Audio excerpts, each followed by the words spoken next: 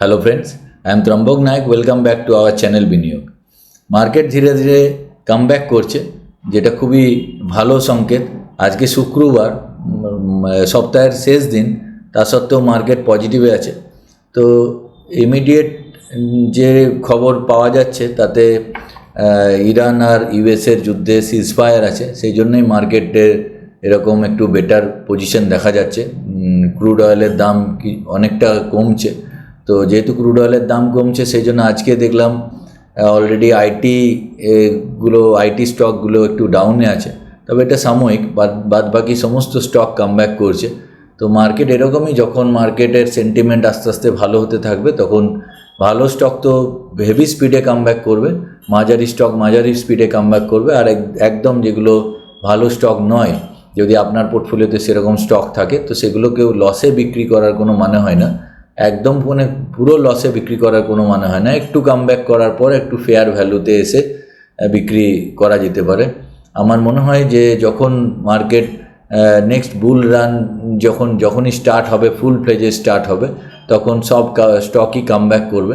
কিন্তু পোর্টফোলিও ভালো থাকলে কি হয়, পোর্টফোলিও ভালো থাকলে আপনার মার্কেট ইন্ডেক্স যতটা রিটার্ন দেবে তার থেকে আপনার স্টক বা আপনার পোর্টফোলিও, সেটা মিউচুয়াল ফান্ডের ক্ষেত্রেও, ভালো মিউচুয়াল ফান্ডের পোর্টফোলিও কিন্তু বেশি রিটার্ন দেয়। তো আমি যদি চার্টে দেখি, দেখুন নিফটিতে এখানে গ্যাপ যেটা করেছে, যে জায়গায় গ্যাপ, এই জায়গায় একটা গ্যাপ সৃষ্টি করেছে, যেটা আজকে হলো শুক্রবার, বৃহস্পতিবার, বুধবার দিন মার্কেট খোলার আগে পর্যন্ত এই গ্যাপটা আমার মনে হয় এই গ্যাপটা একবার ফুলফিল হবে। তো যেখানে যেতে যেতে এই জায়গাতে একবার কারেকশন হয়ে পড়বে, তারপরে আবার ওঠার দিকেই যাবে। তো এখানে মার্কেট ডেফিনেটলি উঠবে, কিন্তু ইরান আর ইউএসের ওয়ারের ওপরে অনেকটা নির্ভর করছে। যদিও এখনও সিজফায়ার আছে, সেজন্য স্থগিত আছে। আবার কবে চালু হবে বলা খুবই মুশকিল। ইরান কিন্তু টুকটাক হামলা করেও যাচ্ছে, তো সিজফায়ার হওয়ার সত্ত্বেও কিন্তু সিজফায়ার বলা যায় না। তো যে কোনো মুহূর্তেই মার্কেট আবার কারেকশন হতে পারে। কারেকশন হবে মানে কারেকশন হয়ে আর এইখানে যাওয়ার চান্সেস খুব কম। কারেকশন হয়ে আবার এই বটমকে চেজ করার চান্সেস খুব কম, কিন্তু কারেকশন হয়ে এই গ্যাপের জায়গাটাতে আসতে পারে। তারপর মার্কেট আস্তে আস্তে হায়ার টপ হায়ার বটম করতে করতে ওপরের দিকে যাবে এবং খুব স্পিডেই যাবে। তো এবার এটা নির্ভর করছে যে মার্কেট ডেফিনেটলি উপরে যাবে, কিন্তু মার্কেটটা ডিলে হবে কি না তাড়াতাড়ি যাবে, সেটা যুদ্ধের ওপরে নির্ভর করছে। সেটা দেখতে হবে, পরিস্থিতির দিকে নজর রাখতে হবে। সেই জন্যই কোনো জাম্প করে বাড়া স্টকে ইনভেস্টমেন্ট করার দরকার নেই। সেখানে সোচ বিচার করে আপনি বুঝে শুনে ইনভেস্টমেন্ট করবেন। এবং যদি এক্সিস্টিং পোর্টফোলিও আমাদের সবারই ডাউন আছে, সেই স্টকগুলো ধীরে ধীরে কামব্যাক করছে, সেটাতে এনজয় করতে হবে আমাদের। তো যেটা দেখছিলাম, এখানে আমি একবার ড্রয়িংটা রিমুভ করছি। যেটা দেখছিলাম কালকে নিফটি বা সেন্সেক্সের রেড ক্যান্ডেল তৈরি হয়েছিল। কাল যদি সেন্সেক্সের চার্ট খুলি, দেখুন কালকে সেন্সেক্স 1.2% পড়েছিল, নিফটিও এখানে 0.93 প্রায় 1% পড়েছিল। কিন্তু কালকে যদি আপনারা স্মল ক্যাপ ইন্ডেক্স দেখেন, সিএনএক্স স্মল ক্যাপ দেখুন, কালকেও কিন্তু গ্রিন ক্যান্ডেলে ডোজি বানিয়েছিল।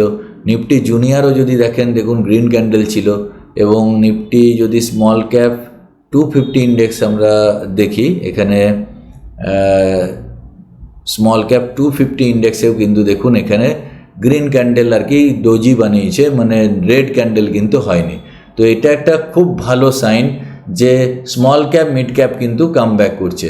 এবার ইন্ডেক্স সেই হারে রিটার্ন না দিলেও ভালো ভালো স্টক যারা প্রচণ্ড ডাউনে আছে, 80%, 70%, 50%, তারা কিন্তু কামব্যাক করছে। এখানে আমরা দেখলাম লাক্স ইন্ডাস্ট্রির কথা আমি বলেছিলাম।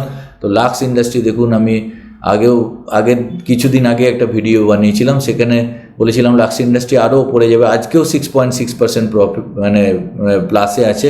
তো ইমিডিয়েট লাক্স যেটা যাওয়ার কথা আমি বলেছিলাম যে অ্যাটলিস্ট এই জায়গা পর্যন্ত তো যাবেই, 2013 টাকা পর্যন্ত আশা করে যাবে লাক্স, আগের র্যালি পর্যন্ত। তো এখনও কিন্তু এখানে প্রায় 53%-এর গেন বাকি আছে। তো তাড়াহুড়ো করে যদি লাক্স আপনার পুরনো দামে কেনা থাকে, তো হঠাৎ করে তাড়াহুড়ো করে রিকভার করছে বলে বিক্রি করে বেরিয়ে যে হাঁপ ছেড়ে বাঁচলাম, এরকম না করাই ভালো।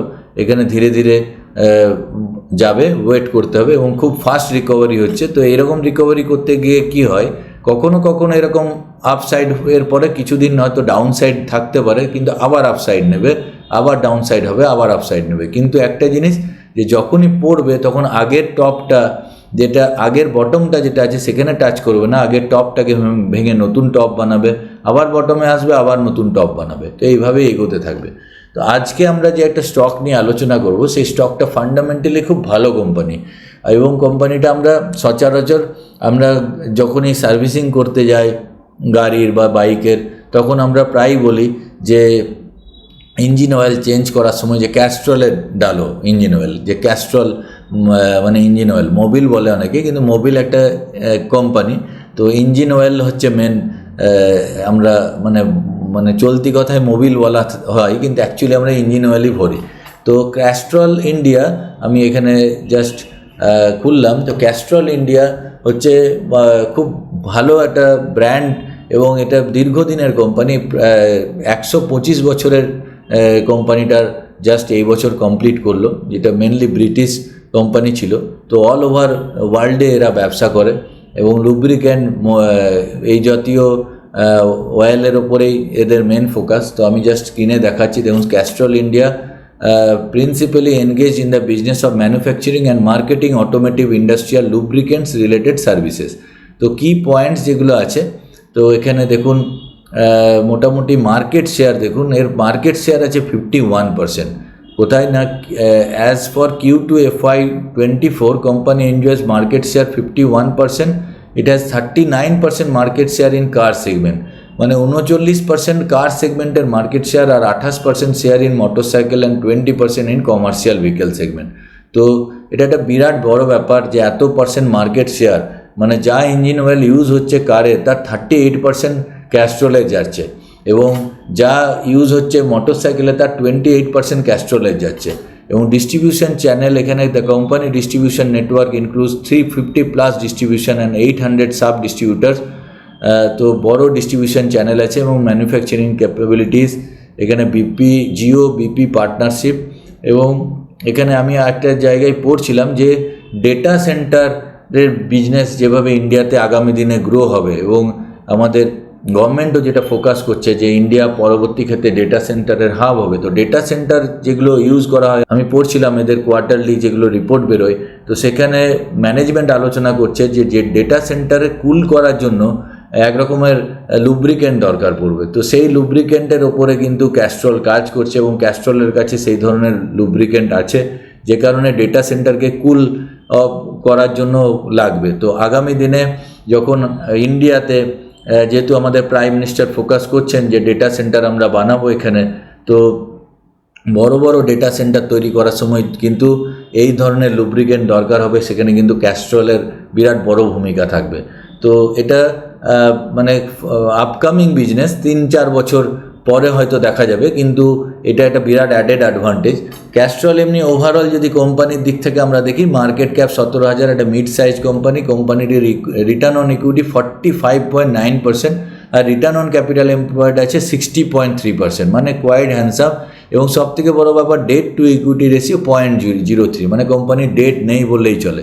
তো যদি আমরা প্রাইস দেখি, প্রাইস কিন্তু ওপর থেকে বেশ পড়ে আসছে, প্রাইসের কথা আমি পরে যাব। এবং পি রেশিও দেখুন, পি রেশিও ঠিক যেখানে মিডেন পিতে ট্রেড করছে 18 টাকাতেই ট্রেড করছে, মানে এটা খুব ভালো জায়গা, সেই জন্যই আমি আজকে বেছেছি ক্যাস্ট্রল ইন্ডিয়া।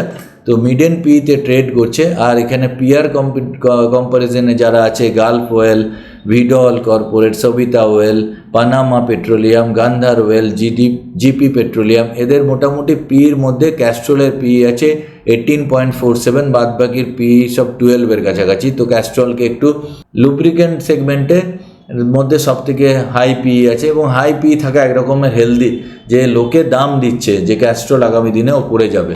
তো এখানে যদি আমরা দেখি কোয়ার্টারলি সেলসে একদম হায়েস্ট এভার সেলসের কাছাকাছি 1497 জুনে হয়েছিল, এখন 1440। এখানে net profit highest net profit আছে, operating profit 365, highest ever operating profit. Profit and loss অ্যাকাউন্টে দেখুন 2025-এ 950 কোটি টাকা এই বছরের রেজাল্ট আসবে, খুব তাড়াতাড়ি আসবে।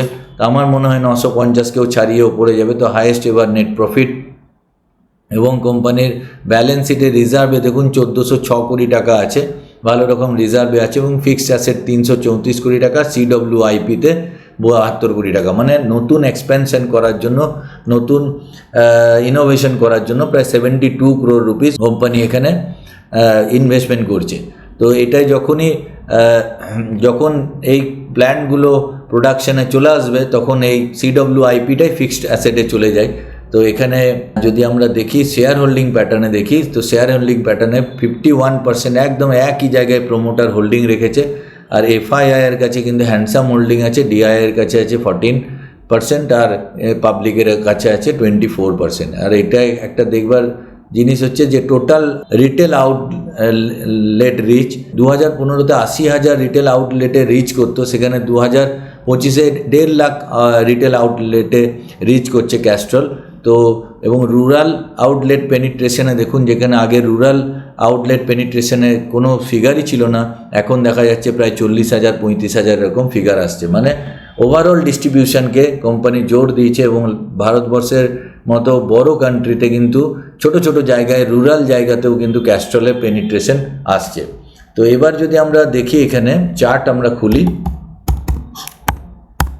তো ক্যাস্ট্রল ইন্ডিয়ার যেটা চার্ট আমি দেখছিলাম যে সবথেকে অ্যাডভান্টেজ কী আছে, 52 উইক লোয়ের কাছে ট্রেড করছে, এবং কিছুদিন আগে ডিভিডেন্ড দিয়েছে কোম্পানি।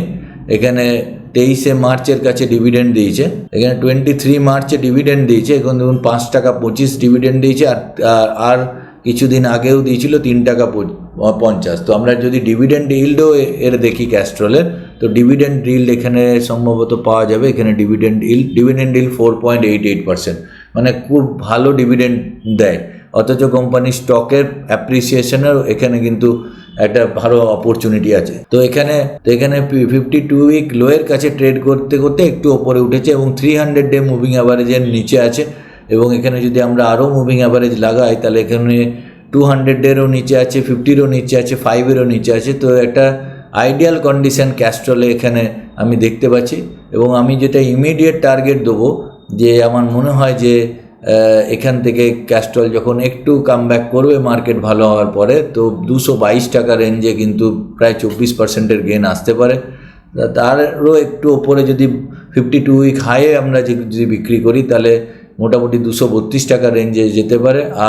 আর একটু বেটার জায়গায় যদি একটু ইনভেস্টমেন্ট টাইপের যদি আপনারা দেখতে চান, যে 2-3 বছরের জন্য বা 2 বছরের জন্য যদি ক্যাস্ট্রলকে এখান থেকে ভাবেন, তো 42% গেন, মানে 254 টাকায় আসতে পারে, 178 টাকায় ট্রেড করছে।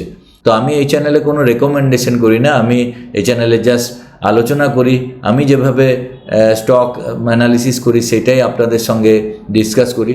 তো দয়া করে আপনি ক্যাস্ট্রলে ইনভেস্টমেন্ট করার আগে বা কোনো স্টকে ইনভেস্টমেন্ট করার আগে নিজে রিসার্চ করবেন, এবং সবথেকে বেস্ট হয় আপনি কোনো অ্যাডভাইজার বা রিসার্চ অ্যানালিস্টের পরামর্শ নিয়ে ট্রেড করবেন মার্কেটে। আমি বলছি বলেই আপনি ট্রেড করবেন না। এন্ড অফ দ্য ডেতে আপনার প্রফিট আপনার লস, আমি শুধু এই চ্যানেলে আপনাকে শেখাতে থাকি, আপনারা শিখতে থাকুন। আমার এই চ্যানেলের উদ্দেশ্যই আপনাদের শেখানো। যদি আপনারা অ্যাডভান্স আমার কাছে শিখতে চান, তাহলে আমার কিছু পার্সোনালাইজ ক্লাস চলে, সেগুলোতে ফোন করে বা হোয়াটসঅ্যাপ করে আপনারা জয়েন করতে পারেন। তো আশা করি ভিডিওটি ভালো লাগছে। ভিডিওটি ভালো লাগলে প্লিজ একটি লাইক দেবেন, আর এখনই যদি চ্যানেলটি সাবস্ক্রাইব না করে থাকেন তো প্লিজ সাবস্ক্রাইব করে নেবেন, আর বন্ধুদের সঙ্গে শেয়ার করতে ভুলবেন না, আর বন্ধুদেরও সাবস্ক্রাইব করাবেন। আজকে এই পর্যন্তই, পরের ভিডিওতে আবার খুব তাড়াতাড়ি দেখা হচ্ছে। জয় হিন্দ, জয় ভারত।